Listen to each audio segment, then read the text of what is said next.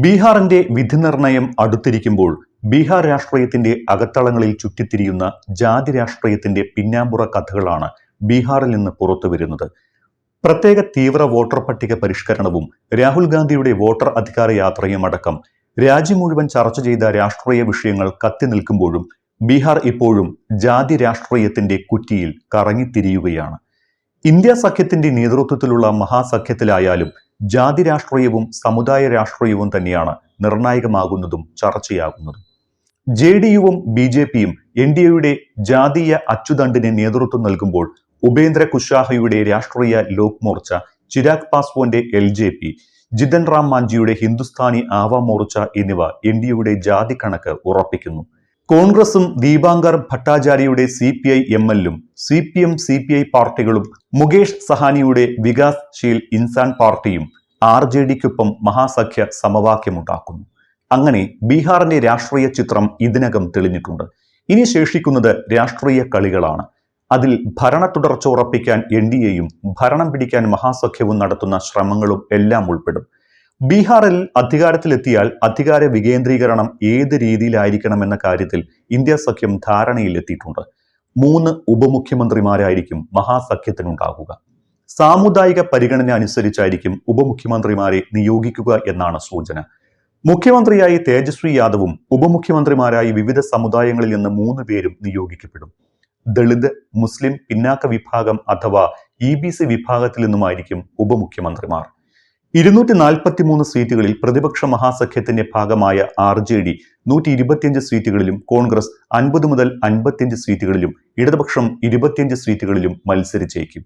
ബാക്കി സീറ്റുകളിൽ VIP, Pashupati Kumar പരസിന്റെ LJP, Jharkhand Mukti Morcha തുടങ്ങിയ പാർട്ടികളും മത്സരിച്ചേക്കുമെന്നാണ് വിവരം.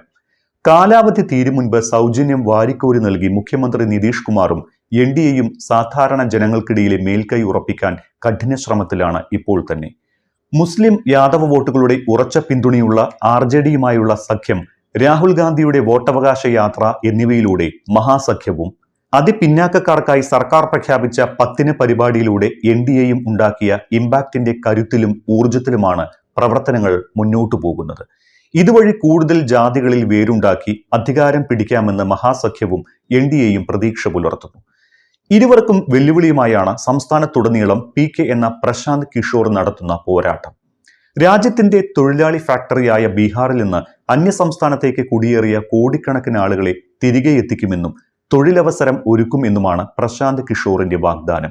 കിഷോർ വലിയ സീറ്റൊന്നും നേടിയില്ലെങ്കിലും ആരുടെ വോട്ട് കൂടുതൽ അപഹരിക്കുമെന്ന് ഇരു മുന്നണികൾക്കും ഇപ്പോഴും ആശങ്ക ഒഴിഞ്ഞിട്ടില്ല. അതാർക്കായാലും അവർക്ക് തിരിച്ചടി നേരിടുമെന്ന കാര്യത്തിൽ ഒരു സംശയവും വേണ്ട.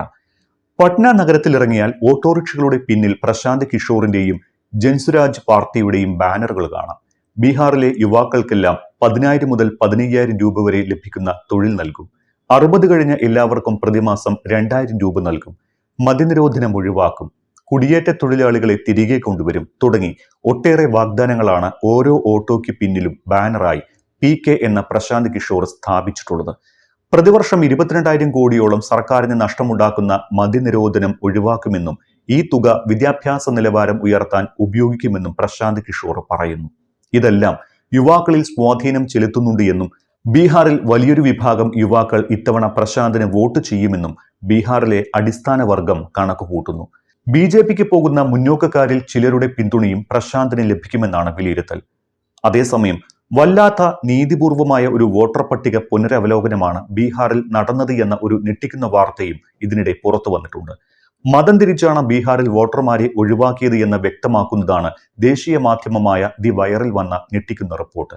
പട്ടികയിൽ നിന്ന് ഒഴിവാക്കപ്പെട്ടവർ കൂടുതലും മുസ്ലിം വിഭാഗത്തിൽ നിന്നാണ്. എല്ലാ വിഭാഗം ജനങ്ങളും പുനരവലോകനത്തിൽ ഒഴിവാക്കപ്പെട്ടവരുടെ കൂട്ടത്തിലുണ്ട് എന്ന് തെരഞ്ഞെടുപ്പ് കമ്മീഷൻ അവകാശപ്പെടുമ്പോഴും നീതിപൂർവം എന്ന വാക്ക് ഉച്ചരിക്കാൻ പോലും കമ്മീഷന് അർഹതയില്ല എന്ന് തെളിയിക്കുന്നതാണ് പുറത്തുവന്ന റിപ്പോർട്ടുകൾ. മണ്ഡലം തിരിച്ചുള്ള കണക്കിൽ പട്ടികയിൽ നിന്ന് പുറത്തുപോയവരിൽ നിരക്ക് ഉയർന്നു നിൽക്കുന്നത് മുസ്ലിം വിഭാഗത്തിൻ്റെതാണ് എന്ന കണ്ടെത്തൽ വലിയ രാഷ്ട്രീയ കോലാഹലങ്ങൾക്ക് ഇടയാക്കുമെന്ന കാര്യം ഉറപ്പാണ്.